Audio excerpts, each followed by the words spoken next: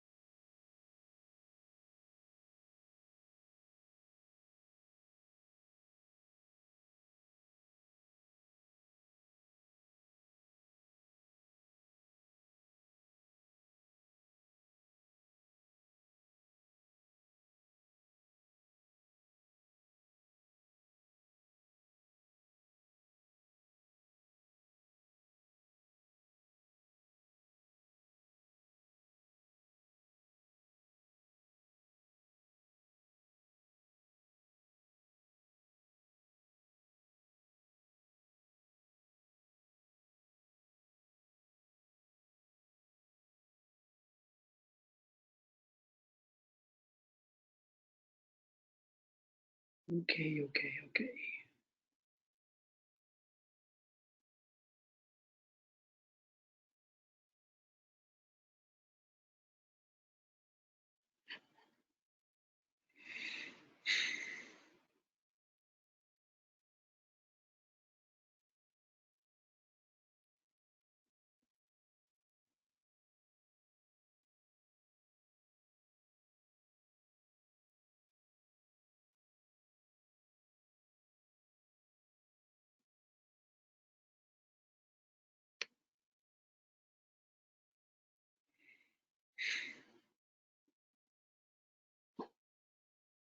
Okay, good afternoon, everyone. Thank you for being here. I just want to give a special thanks to Mr. President of the American Ecuadorian Chamber of Commerce, Nicolas Trujillo, and former ambassador for Ecuador in South Korea. I know you're a busy person, and thank you for being here. I want to thank again also to Darío Herrera. He is a vice president for business and investments for Montecristi Golf. And also I want to thank to Mark Bradbury. He is Mark, I don't know if you can hear us, but he will be talking from the perspective from the expats living here in Ecuador. Thank you, Mark, for turning on your camera. And also we have with us Jason Hench, who has been helping us in the past as moderator. Jason has been living here in Ecuador for 12 years. He knows very well what is the situation here in Ecuador, and he's a great asset for us here to help us with the questions that we're going to have. So this is how we're going to be working with this presentation. This is a talk that we want to have with people who are decision makers in Ecuador. We want your experience. We want your opinion about what is happening in Ecuador.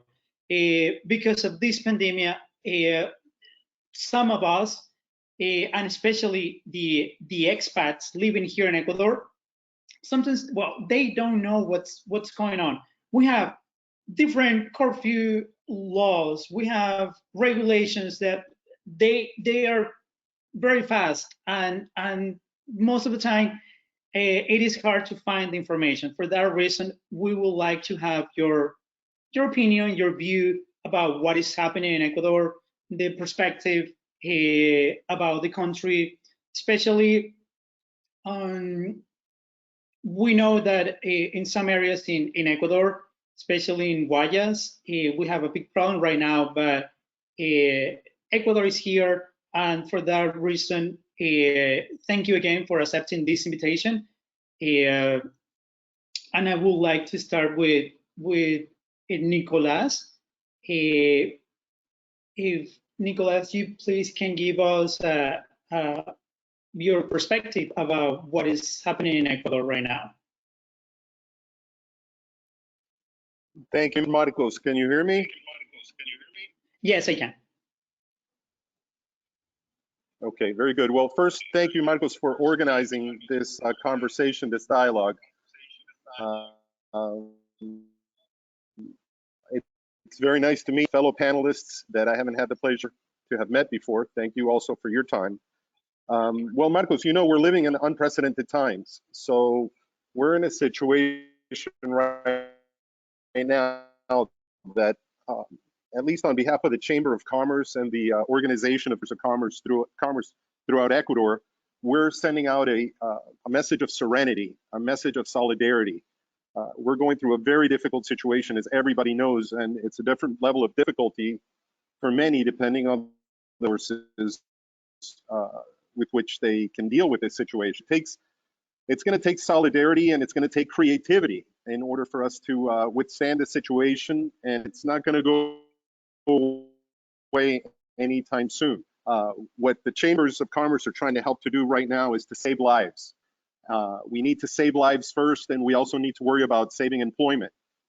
There are assumptions that we're going to have more downfall because of the economic implications of this versus the disease itself. So we're working hard to try to figure out what steps the private sector and the public sector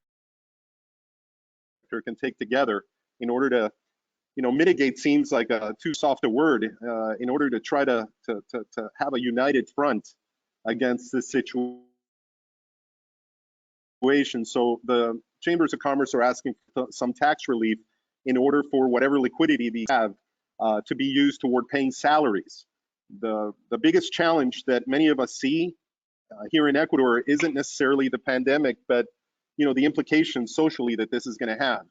And one of the biggest challenges that we have right now is feeding people that are in a vulnerable state, as they like saying here in Spanish, vulnerable, which is not only children and homeless people, but we have a lot of folks that live on the fringe economies, the people that come to your car on the streets and try to sell you something. Those people don't have a contingency plan. If they had any savings, those savings are gone.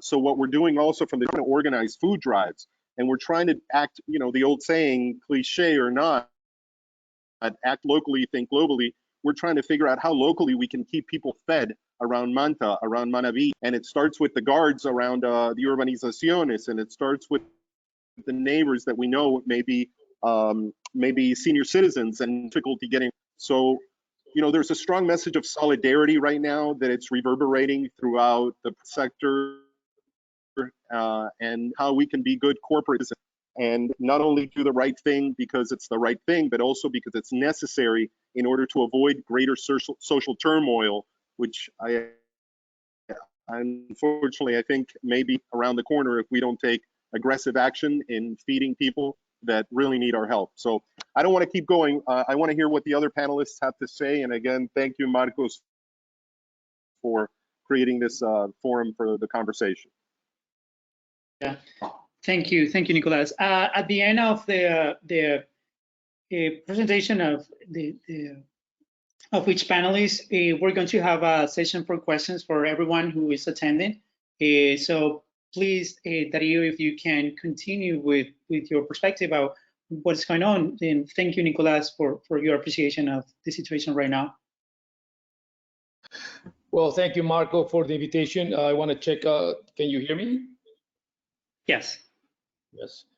And thank you, Nicolas and Mark and Jason. I'm fortunate to know you all.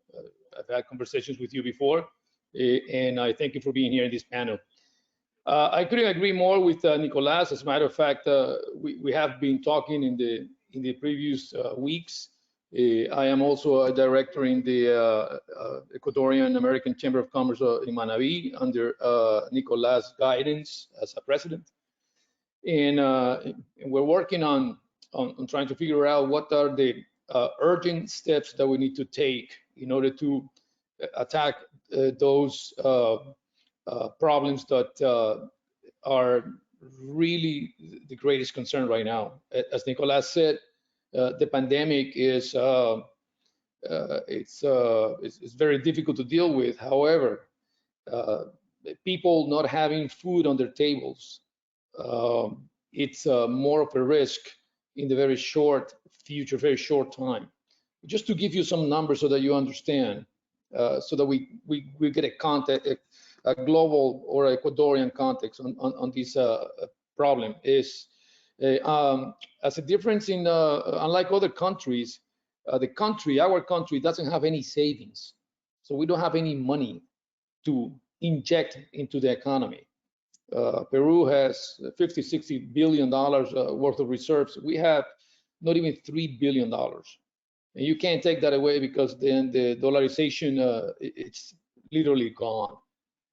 So you have no money, and then you use the dollar, which is a very hard currency right now. So you can't play with monetary adjustments in order to improve your exports. You can't export, so you don't have no money coming in. Oil price dropped down to $20. We're losing money exporting oil. And on top of that, you have a very politically conflicted country at the brink of elections next year.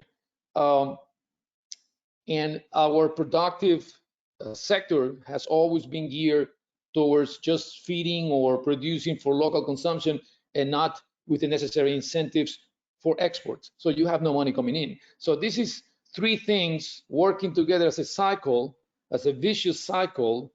You can't get out of it, okay? So it's not only that the companies can't produce, or they don't practice solidarity with their employees. I mean, they just can't. Eventually, they won't be able to pay salaries. Okay, so just think of this number. Guayaquil has 3 million people. Okay, 800,000 of those 3 million people have to go out. They have to go out every day in order to sell something to bring to their families to feed. That's the reality. Okay, so if you can grasp that, you know, they don't have credit card. There's no credit card there. There's nothing. They have to go out and sell something, service, you know, whatever, in order to bring money to feed their families. So when you think about that, is how can we ask these people to stay at home for 3 weeks or a month? Okay, so that's the reality. Okay, and in that proportion, probably in Manaví, in Manta, any town, you're going to have the same amount of people, 40–50% of the people that need to go out to sell something, to produce something in order to take that money and feed their families. So that's really what we're up against here. Okay, and as far as the government, with this I'll conclude. Yes, they're changing the rules and regulations every time. I guess what we can contribute is from the private sector is try to translate or share this information with you as we know it. That we can do. But then again, you know, it's just they can't handle it. And there's no country that has been able to handle it really well. Okay, developed, underdeveloped, it doesn't matter. I mean, just health system is going to collapse. Everything is going to collapse. You know, and right now all you have to do is stay at home until this thing happens, and then it finishes. So that's basically what you have. You know, in Ecuador, it's going to be more affected because of the fact, as I told you, there's no reserves. Okay, there's an economy very fragile. Okay, so but eventually at the end you always have to give hope, and the hope is countries don't go bankrupt by theory because they have unlimited resources, and they have one resource that we have to be proud of, and the only resource that we have is us, the people, Ecuadorians. You know, we are very creative. We react, and it's also one thing, smaller countries can react to these sort of problems more quickly than very large countries. Okay, so that I put on the table as a contribution to this panel. Thanks.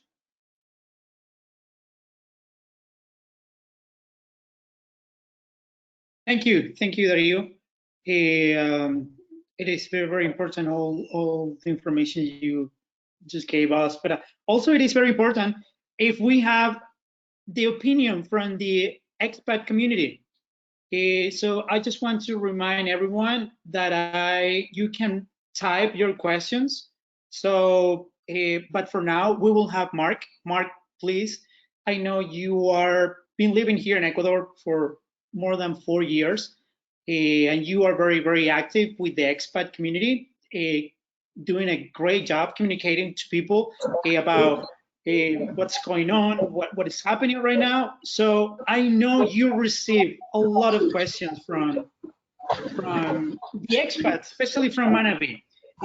Also, I want to remind you, Nicolas and Dario, that we have here some investors, some people that they have been investing here in Ecuador, from Puerto Cabello to Bahía, you know? So yeah, please, Mark, if you can help us with your perspective and from the opinion from the expat community. Okay. Can you hear me all right? Yeah, I can hear you perfect. Okay. I think that the expat situation, good afternoon, gentlemen, by the way, and everybody on board. I think the situation with the expat population here in Manta, in Manaví, and probably anywhere else in Ecuador is a little different, certainly, than what it is for the average person that lives here. Most of us are here, we're on pensions, we're retirement, we've got investments, that sort of thing. So economically, financially, we're not going to be affected as much as the average person here in Ecuador. I mean, that goes without saying. Most of us are comfortable here, certainly more comfortable than we might be in the United States or Canada or any other country. So we have a different perspective, I think. You know, people are more worried about how they can get a taxi when they go shopping, and what drugstores are going to be open, and what you need to do, that sort of thing. Because a lot of us are older. A lot of us depend on the fact that we're close by the mall, or that we're close by Paseo, or we're close by other things that we need. And that's, I think, our biggest concern is not obeying the law, because I think most of us are. I think the biggest concern for all of us is how do we get what we need, to keep on keeping on, basically here. And that's, I think, in the course of a day on my page, in Facebook here, the local page, we get question after question, sometimes very often the same questions. And again, it's not how am I going to eat, but how am I going to get here? How am I going to get there? What can I do? When can I drive? That sort of thing. So there's a different perspective, certainly a different feeling. But what I'm seeing evolving from the expat group here lately is that I'm seeing more of them wanting to step up, more of them wanting to get involved with giving money, time, effort, whatever, to local groups. They're feeding poor people, that are feeding kids, they're helping people with medicines. I'm starting to see a lot of that now, in generating in my group and in other groups. And that makes me feel very good, because we're all in a position where we can help, and we certainly should if we can. Not everybody can just dig in and pay, but if you can, I would encourage people, and I do as much as I can, encourage people to try to help, because we know that there's people all around us here that are not in good shape at all. There are people that don't know what they're going to eat for dinner, and never mind tomorrow. If they don't get out, like Dario said, and they don't get out and sell what they do. Fishermen don't sell their fish. Fruit growers don't sell their fruit. They don't have money to eat. And I think a North American perspective certainly is. And when I first came here, I had a friend who owned a restaurant, and she was an Ecuadorian woman. And she owned a restaurant, and every morning she would go to the restaurant with about $2 in her pocket, because whatever she made the day before, she took home with her. She took home and fed her kids. And so the next morning I would say to her, what if somebody comes in with a $20 bill? What do you do?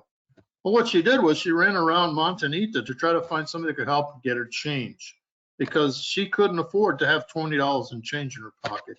And I think that's indicative of the more than average Ecuadorian citizen that's out there working on the streets every day. I think we need to help them. We need to be aware of their situation. Really, to me, that's probably the most important thing. So we need to be aware of the situation of people around us and continue doing what we've been doing. I think for the most part, I go to Mega Maxi, I see half the expat crowd in Manta. We're all there getting their things, and I go once a week, and it's people are trying to do the right thing for the most part. And I congratulate everybody that is doing the right thing, and hopefully we get through this thing all right, and help your neighbors if you can. That's really my message.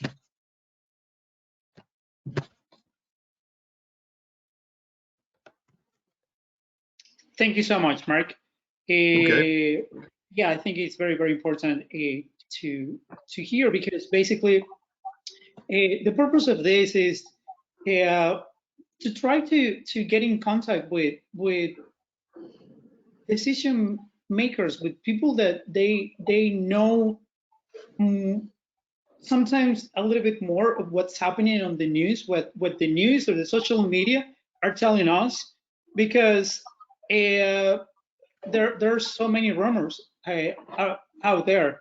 So the people that we have today here, I mean, I trust them, and also I would like to have Jason, your opinion about this, because you're an expat here, living in Ecuador for 12 years. Just if you can give us an input on how do you see the situation based, because also you have the experience that you work on the flower market, and what you can tell us about about what is happening, at least for you right now. Yeah, sure. Thank you, Marcos, and to my fellow panelists, thank you for your contributions. And I think you guys all had very well thought out information to provide, and I definitely agree with a lot of things you said. Like Marcos mentioned, I work in an industry here in Ecuador that's very prevalent. We export cut flowers, especially from the Andes. Ecuador is a big player in the global cut flower trade. Now, unfortunately, since the vast majority of the product that we sell is sold internationally, and with the basic standstill on international planes, whether cargo or commercial, our industry is at a standstill. It is severely affected, and it's going to take quite a while for us to get back to full capacity. So there's going to be a large effect felt there, unfortunately. The cut flower industry in the Andes is similar to the commercial fishing industry here in Manta. There's a lot of people that are either directly or secondarily employed throughout the industry. So it's going to be a challenge moving forward. But like Darío mentioned, I think one of Ecuador's biggest commodities is the goodwill, the ingenuity, and the creativity of their population. So I think once we can get back to work, we will do just that and try to get back whole as quickly as possible. Thank you. What I personally see here, it is that as Ecuador, we have a big opportunity and we have a big challenge too, because this is how I personally see it. This is like the world, like press the button to reset the economy. So there are some economies that they have their savings and they probably can handle this situation better, but we have challenges ahead of us. And I think it is very important, the contributions that based on the leadership of for example, the Chamber of Commerce here in Ecuador, the American Chamber of Commerce. What challenges are we facing right now in order to get back to the economy? I'm not just saying about the tourism, the expat population, because if we have our community surrounding us happy with incomes, the security, education, just simple like the taxi driver, they don't want to charge $3 when they're supposed to be charging $1.25. Just little things like that at the end of the day will affect Ecuador as a country and being competitive with other countries. For example, Colombia, they want to take our business and the expat community. Of course, Mexico, Panama, but they don't have the peace that we have here in Ecuador, just to give an example for Colombia. So what will be the challenges for the Ecuadorian American Chamber of Commerce, Nicolás, after all this happens, or what we should be doing right now in order to put together all the efforts and at some point try to be in a better place than the rest of the countries?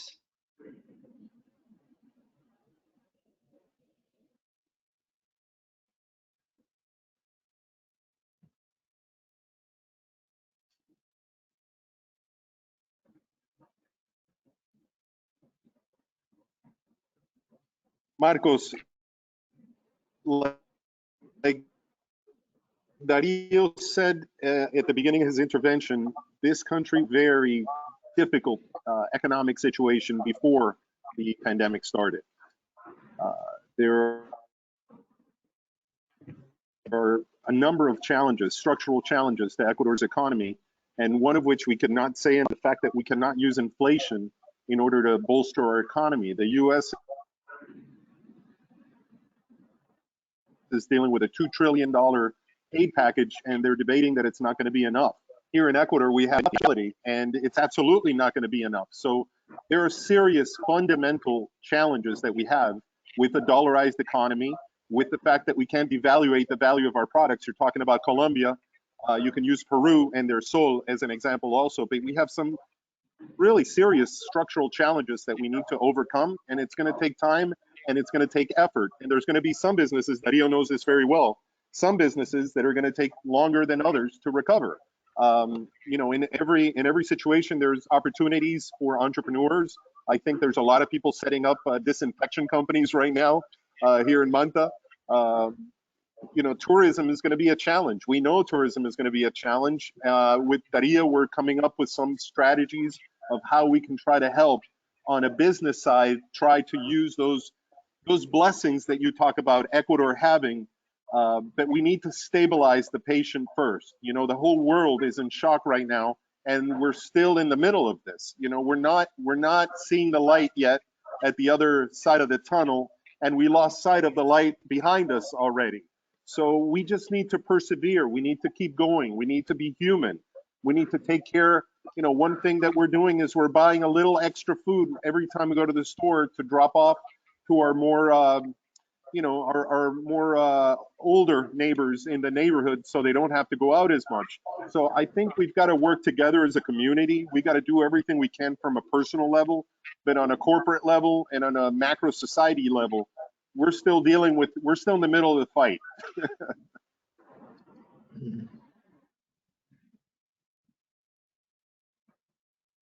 Yeah, thank you. I agree with your assessment of the situation, because it is hard. Well, it's a challenge. So we will see what the times brings. And Dario, recently Montecristi signed an agreement with Universidad San Francisco. This will bring education for the province in Manabí. What others business or what others new projects are coming to Manabí from, of course, from your perspective, that at least because, as I said before, we have some investors here that the most information that we can help to when everything finished, that keeping everyone informed about what is happening here will help us to be in a good position as the country and as a province here in Manabí.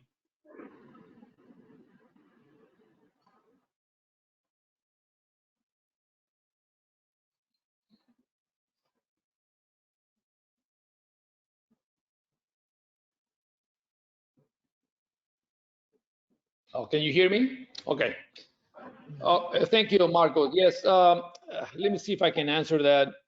At this point, going on our 4th week in the quarantine, everything is not really clear as to what and when things are going to start moving again. Okay, we know that industries like tourism, real estate development are going to be affected the most. Anything that has to do with traveling, large social gatherings, all that's banned. In our group of companies, we belong to the Fabril group. And first, as you may have heard, we were affected directly by this pandemic. Our president and leader, Mr. Carlos Gonzalez, passed away a couple of days ago, last Saturday. And that's an incredible shock to the whole organization. However, after a couple of days of mourning, you can't just sit still. You have to move forward. You have to move forward, and that's what we're doing. We have 144 employees at the golf course as a project, real estate, restaurants, events, golf. We have shifted most of these people right now to aid La Fabril in their goal to produce more detergent and food for Ecuador. La Fabril provides probably products that fill up 6% of what people buy in Ecuador. We have products there that you probably don't even know that La Fabril makes. So we have to keep that company going. You know, unlike what people say that they're working, that there's a crowd of people that they should be working. No, you can't do that. You have to have that company, and all the companies that produce food, they need to be working. Okay, so we shifted towards that. Now, let me just share a few things that we have done so that the people that are in this webinar can share to their families. It is La Fabril, for example, is taking care of all their employees, providing a cleaning kit for their families per week.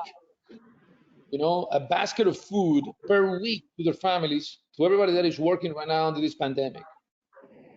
We made a health map and gather information not only on the employees, but on everybody that lives with these employees in their houses to see how healthy they are. Now think about this, it's 6,000 plus, you know, how many people, okay? So we even created an app to do this. Our conversations, our meetings start with, how are you? How is your health? Not how the numbers are. Forget about the numbers, you know. It doesn't matter whether you lose money or make money this year. It doesn't make any difference, okay? It's, how are you? Are you healthy? Okay? And that we are extending to our families and doing to other businesses as well. So there are thoughts about what can happen, you know, like real estate and construction in Ecuador should be should be considered a priority sector, just like food. Why? Because it's the easiest way to put a lot of dollars into a lot of hands in the community. Okay, and just think about it.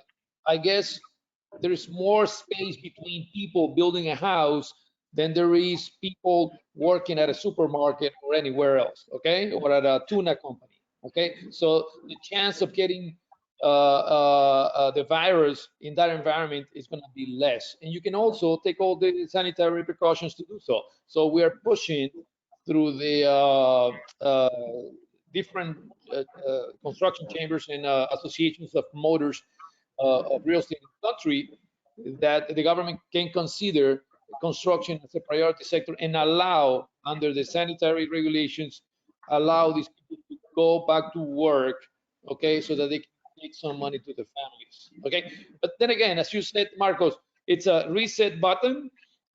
Some industries are going to recover a lot faster, some others are not, and you have to be very creative. My father used to say that the king of the animal kingdom is not the lion, is the cockroach. Because the cockroach can adapt and it can survive. So we have to adapt. That's what we need to do now. Okay. So and that's my advice to everyone, and to even to the experts that are listening. You know, be a chameleon, be a cockroach. You know, adapt. Okay.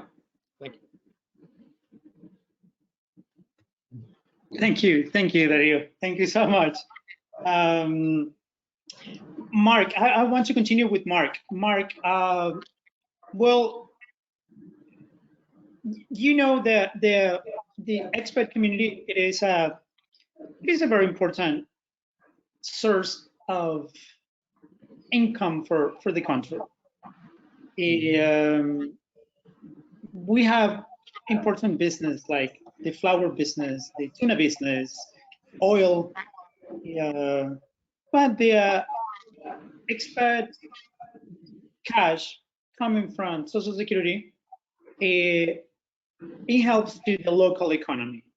To the lady who's coming to helping cleaning the house, if you're going to the supermarket, or if you're going to the little tienda, or to the taxista,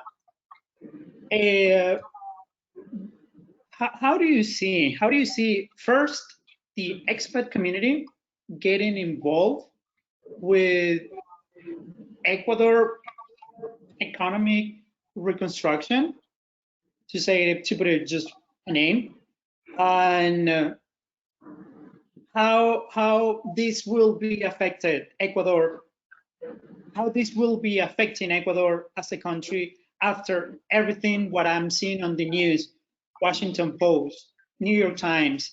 They're talking about Guayas, and you probably have family or friends in the US asking what is happening in Ecuador. Are you safe living down there? So how do you see that? So those two questions I have for you before we start with the questions that Jason has as well. Okay. Can you hear me okay? Yes, okay. I think to answer your first question, as far as the expats go, I think we'll be on board immediately, if not before. I think that we'll be out there in force, going to restaurants, going shopping, doing the things that we've always done. Because I think people are just ready for the whistle to blow. And that's not going to happen today or tomorrow. But I think when it does, the expat community is going to get out there and go to the restaurants and go to the services and do all the things that we've always done, because that's part of living here for us. We didn't come here to do all our own stuff. We came here to relax, retire, do the things that we want to do. So, I'm cooking dinner 7 nights a week for the past 4 weeks, and damn, I'm ready for some new food somewhere, I'm ready to go out. I can't, but I'm ready. And I think a lot of people will tell you the same thing. People in our groups, every day say, God, I wish I could go out and, have a drink and get a great dinner. We all feel that way. And I think that you'll see almost an instant gratification, if you will, from all of us. I think we'll get out right away and support the economy again. I don't think that'll be a problem long term or short term for that matter. Excuse me. I just see that happening quickly. I think we'll all do that. As far as the other question, I've had friends in New York, friends from the Boston area, friends from literally all over the United States send me messages the past few days after them having seen what's going on in Guayaquil and everything. And I've had these friends call me and say, hey, are you okay? What's going on there? Are you all right? Are you safe? It just accelerated just in the last couple of days. And I tell them the same thing. I said, yes, I'm fine right now. I'm doing what we're supposed to do as often as I can. But I think that I explained to them Guayaquil and Guayas province is 4 hours south of us here.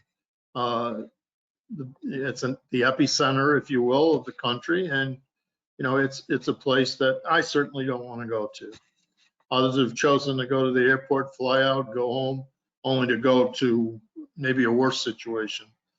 I feel very comfortable here. Most of the expats, I think, that are here, that stayed here, feel more comfortable here than they would if they went home. I'm hearing that from a lot of people. The initial reaction from some was, oh, I'm so glad to be home.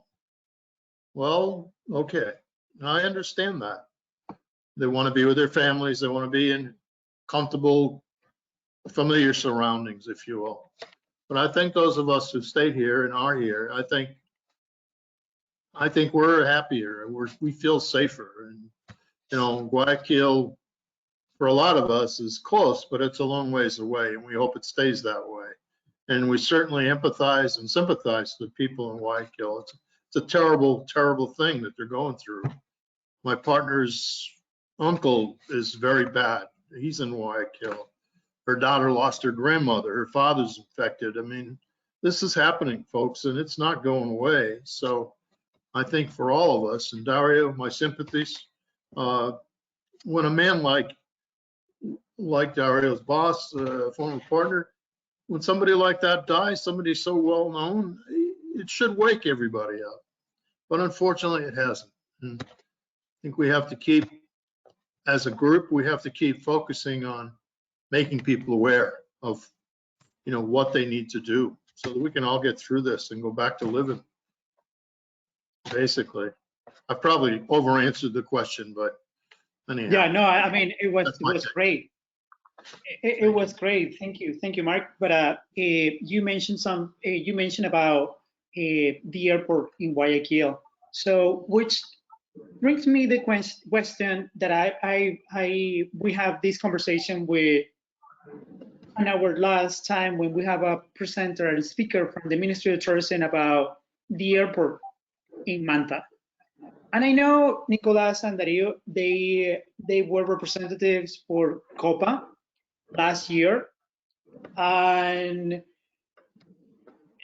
right now, out of that discussion was, okay, Guayas, they have their airport, but what if we take this as an opportunity to have the airport in Manta?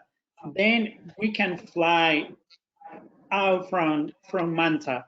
That will be an option for people living in this area who they would like to avoid going to Guayaquil, because Absolutely. this is not going to end very soon, and probably there are some expats that are seniors that they don't want to put themselves in risk. So why not having this option for everyone in Ecuador, just flying out from Manta? I totally agree.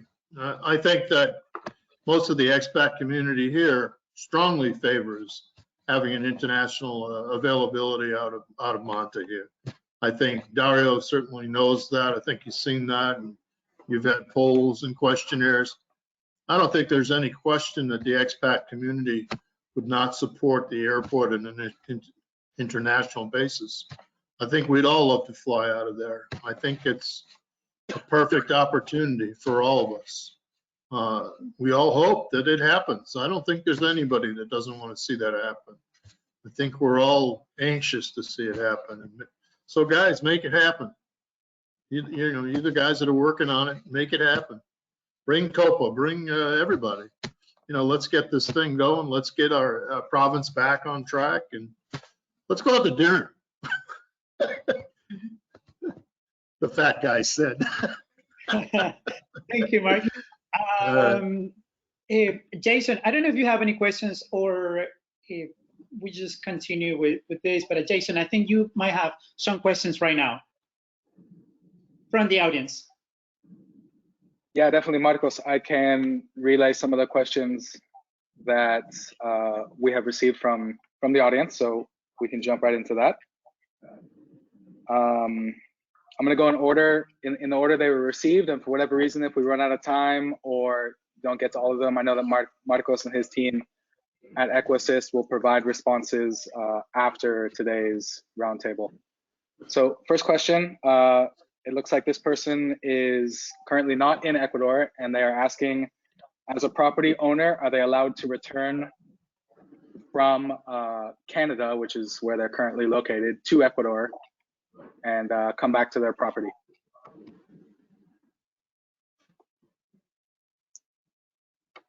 Well, I had the same question today with one of our clients in Cotacachi. So right now there is the order from the government that they only are authorizing to the elderly, kids, pregnant to come back, and so far we don't know what will happen. We're working on trying to have an answer from the Ministry of Foreign Affairs. We're trying to get an answer from them, because this is not the first case, and hopefully we will have an answer for that, or hopefully we can have a person from the Ministry of Foreign Affairs coming to this meeting as well. So I don't know if anyone else knows about. Okay, all right. Jason, the next question, please. Okay. All right, moving forward. This question is specifically for Dario, but if anyone else wanted to offer their opinion, they're more than welcome to do so. But question for Dario. If you had an audience with the president of Ecuador or other government leaders, what 3 specific items would you recommend in order to mitigate the economic crisis that we're facing during COVID-19 and post-COVID-19?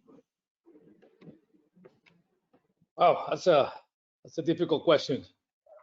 Wow, I'm not an economic analyst. I can share my view, however, right at the top of my mind, what I would ask. Number one, it would be the government has to be responsible and has to limit its expending. We have such a big government with expenses right now that for our economy, it's just out of the question. In the last 10 years, when the former President Correa was in power, at the beginning there was a numbers, I believe it was like 1 or 2 public servants for every 10 or 100, I believe, Ecuadorians. That went triple, 4 times, and with that went all the spending. Okay, so we have a very obese. That's number one. Number two, regulations. Ecuador is still a very difficult country to start a business. There are 120,000 or 150,000 laws in all the laws combined.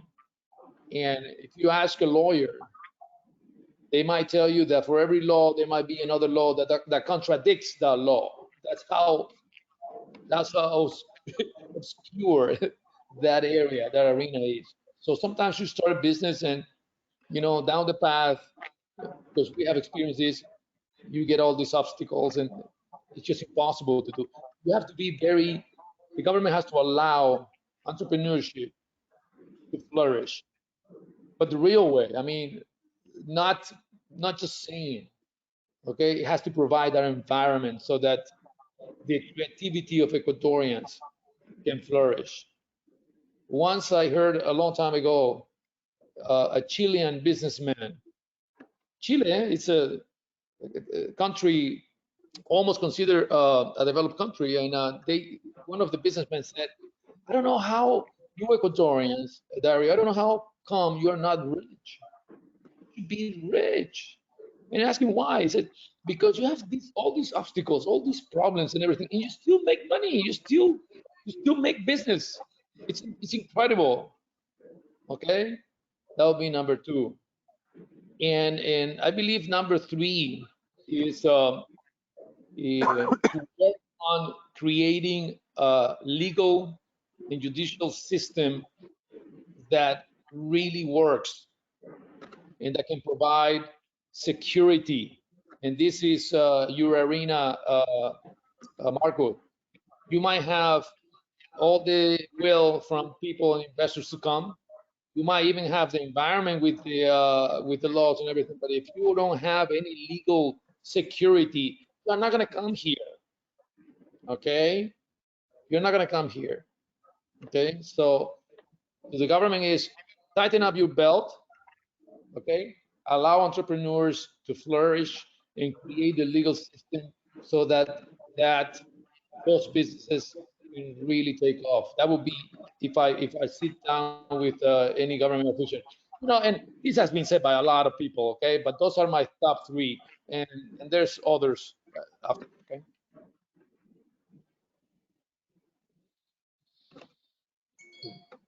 Okay. Thank you very much, Dario, for your very insightful comments.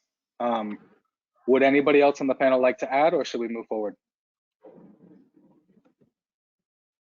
I'd like to hear what Nicolas has to say about it. Please, Nicolas.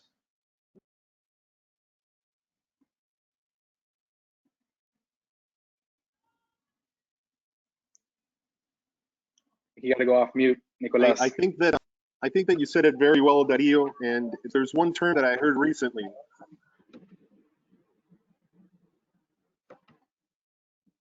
Can you hear me?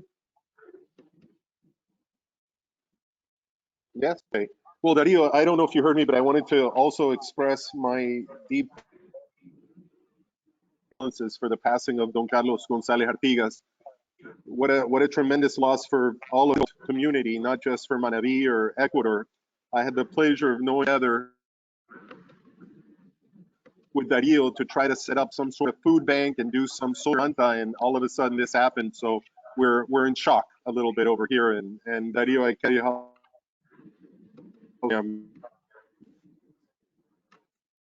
not only to you and your father, your family, he was another family member, not just your boss. So we really, really.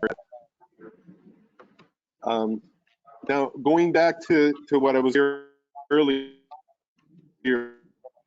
one of the comments what I've been hearing a lot here to describe the way new business or entrepreneurs are, it's bureaucratic terrorism. And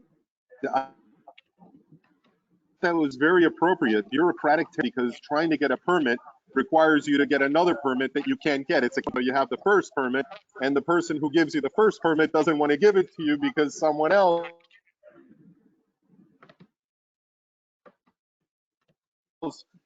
It's crazy. So putting some logic, some rationality into the journey. I know that lawyers make money on conflict, not resolution often, but it's too much. There's absolutely a lack of rational, logical business process intelligence in Ecuador's regulatory branches. So we're working really hard to get the president, number one, to get rid of these anticipatory taxes, to at least put a suspension on IVA, put a suspension of declaring your income tax, you know, trying to declare anticipated income taxes and paying anticipated income taxes, putting a suspension on payment of the IVA, you know, putting some relief so that the liquidity of the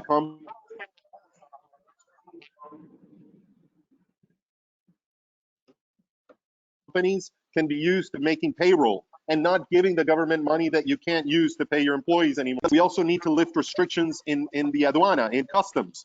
Marcos, you know how stupid and how crazy trying to get a container out of customs can be. I've suffered sending donation of medicine, at least the container, and all the medicine expired while it was being held inside a customs warehouse in Guayaquil. Insane. When you think of resources that we have, the abundance that Dario talks about, we should be the richest country because you stick your hand out and you get a fruit in your hand. I mean, we have so much wealth and so much prosperity that we don't take advantage of. So we're hoping that the government, outside of fiscal responsibility, like Dario says, they spend way too much. We have a bloated government. Outside of intellectual property and respecting other people's rights and judicial transparency and honesty in our judicial system, you know, we really need to work hard to get the government to get out of the way and allow the business sector to recover, generate wealth, prosperity, and try to get this recovery on the road as soon as possible.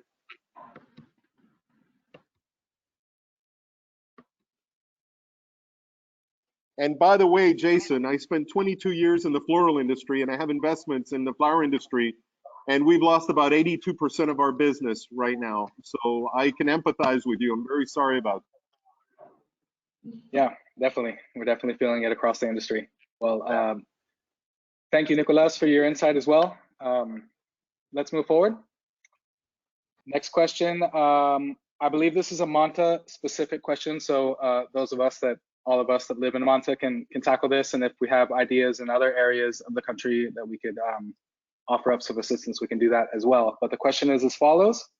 Are there any local fundraising or community groups where we as expats can donate money to help feed less fortunate families? And who or how is it being coordinated? And before we answer the question, I know, Nicolas, you spoke a little bit about food banks organized by the Ecuadorian American Chamber of Commerce. So maybe you could piggyback on what you spoke about previously and lead us off on this question.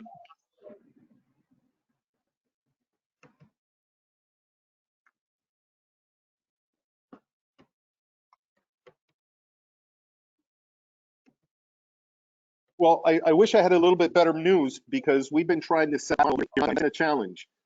They've done it in Quito. They've done a really good job in Guayaquil with Yacania, the food bank. You can check out .net. There are many ways that you can donate funds. And I don't know if some of you probably most of you are familiar with a store called TIA, has set up a website where you can donate for $4.50. You can donate a kit that goes to a needy family here in Ecuador. And the good thing is that TIA had last mile delivery. You can also make deliveries to certain food banks like this, Viacania, and you can ask them to direct that delivery or donation toward Manaví. But a local food bank here in Manta, per se, set up by the private industry, is not operating yet. And the people who are doing the last mile delivery outside of the TIA stores is the prefecture of Manaví, is Leonardo Orlando. You just have to be careful with the politicization, part of it. We don't want to get into political parties and be supporting one guy or another. So getting that last Manaví is still a challenge, Jason, that we're working to overcome.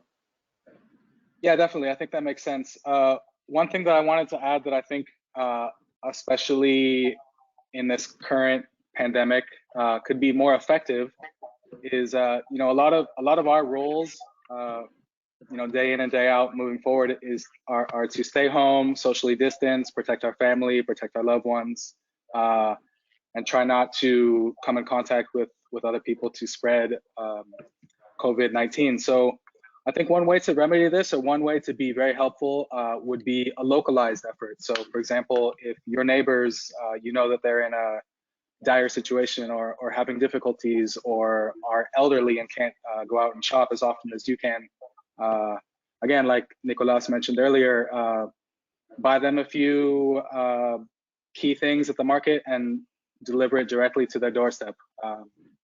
I think that would be one way that we as expats, we as Ecuadorian citizens, citizens of the world, can help mitigate this issue and make sure that we're doing our small bit to help people get through this.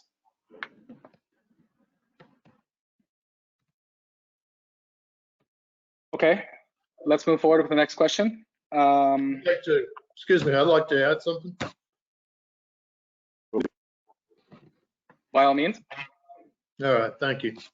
I wanted to talk about a local group here in Manta that is very active year-round, supporting needy families. Kids need food, medicine, whatever it takes. It's a local group that's called You and Us for Manta's Children. They currently have a fundraising going on. They're delivering food to needy families, really needy families. Kids who need medicines, young child that is epileptic, needed medicine. They took care of that. They're going out almost daily, bringing things to people all around the area here. They do a Christmas drive for kids. They do, about a week before Christmas, they took on a project in Monte Cristi with 100 needy kids that had no Christmas. They raised the money and donated toys and stuff for these kids. It's a great group, and it's You and Us from Manta's Children. Go to their page. They have a page, website, and a Facebook page. There's a donation spot there. You can email them anything you want to email. But they're good people doing good things here in Manta. Thank you. Fantastic. Thank you, Mark, for your contribution. Welcome. Okay, moving forward, we have a business specific question that anyone on the panel can tackle. We can tackle it as a group. So let's get right to it. All right. I'm in the hotel business on the coast of Ecuador, and my biggest issue for the next 6 months is cash flow. In order to carry my employees over the next 6 months while tourism is down. What is the Ecuadorian government doing to help companies to pay employees that have lost essentially 100% of their business in the tourism sector?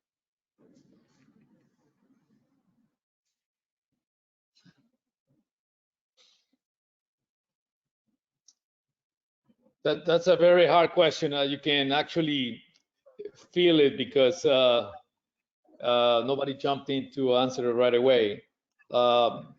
But I have to be straightforward. I thought, well, we do have a hotel at Monte Cristi Gold, which is actually closed right now. And we have that problem, same problem as the person that asked the question.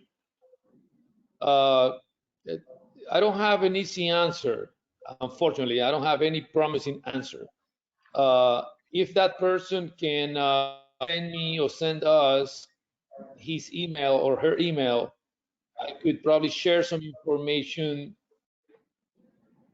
on what has happened in countries like China, and especially after some didn't have we do.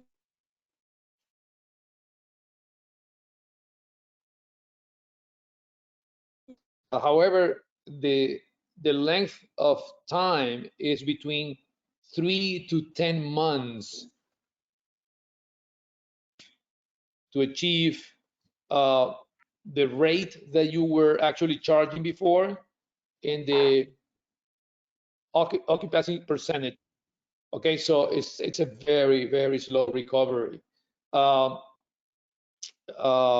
was talking to an expert that does this for a living, and he told me that there were like about 300 million people that worked in the hotel industry all over the world. And he mentioned that probably 75 million out of those 300 million are going to be laid off, out of work in the world. So I was talking to, I can't say the name of the local hotel chain here in Ecuador, but they were also thinking about reducing at least 1/3 of their employees. Hopefully, if they belong to an economic group, they can transfer those people to do something else. We have the waiters and waitresses at Monte Cristi and the bellboys working right now, you know, putting masking tape on detergent boxes a la Fabril. Okay, so that's what we're doing. See, but probably this person that put this question on this panel doesn't have the luxury because he only has that one business. There's no easy answer, honestly. And then again, my suggestion is I can share the information so you might get something out of that information to try to innovate and adapt. Okay, maybe instead of thinking about lodging people, you think about feeding people. I don't know. There might be an opportunity to have some those beds ready to host are sick. Adapt. That's my suggestion. Adapt. Yeah. Jason, what if we go with 2 more questions, because I know everyone here is very, very busy. So let's finish with 2 more questions. Then at the end, we will be replying the questions that they were not answered. Also, I will be talking to the panelists because I will be asking some information, like, for example, that information that you said that you how we can handle that. We can help to send that information over, and also the group Manta helping here, Mark, and also it will be good that as a group, some people, like, because the Chamber of Commerce is an entity here in Manaví, well established, so you probably want to get in contact with them, and because they're always sharing some important information, so that you business owners, you want to know what is happening. Personally, I'm part of the Chamber of Commerce. That's why the president of the Chamber of Commerce in Ecuador and American Chamber of Commerce is here. And there are a few times where I have been receiving information from firsthand in these groups. So we will be sending that information as well for everyone who might be interested in getting affiliated to the Chamber of Commerce here in Manaví. So Jason, let's finish with the, Dario, you have something to say. Just very quickly, a friend of mine that works, is very involved in the tourism sector. His name is Patricio Tamariz from Bahia. He just texted me. He said, we're working with FENACAPTUR, which is the Federation of a Chamber of Tourism in the country, into very alternatives for the reactivation. There are some specific proposals that they are hoping that they can have some feasibility. They were talking yesterday with the Minister of Tourism. So I'm going to talk to Patricio, and when I get this information, I'm going to share it to you. Then again, Jason, if you can ask this person that raised the question to provide his or her email so that we can share this information, we can actually be of service. Okay? Thank you. Yep, absolutely. Okay, let's move forward. I think we have one more question here. 1 second, please. Okay, so one of the attendees would like to know, I suppose they heard this maybe via social media or some different medium, but did the IMF, the International Monetary Fund, recently give Ecuador an amount of money to help with battling COVID-19 in Ecuador? Can anybody speak to that? I believe it was a $500 million award that was given to them for that purpose. Okay, fantastic. Every penny helps. Every penny will help, for sure. All right, moving forward, I think there were a few other questions regarding information about the Ecuadorian American Chamber of Commerce, which I believe we're going to provide some information after today's seminar. There was some information we're going to provide via email to the gentleman asking about the hotel industry. So I think we're fairly covered. I'll turn it back to Marcos if he wants to add any closing remarks. And again, thank you everybody for participating. All right, well, thank you, Jason. I want to thank all of you, Nicolas, Dario, Mark, Jason, for being here. I know you are very busy and sharing your view, your perspective, your opinion about what is happening. It is a challenge right now that we're facing, but as a country, I'm sure that we will do a good job. So thank you again. Thank you, everyone, and have a nice afternoon. You too. Thank you. Great afternoon to all of you. Take care. Same to you. Well, thank you. Thank you, guys.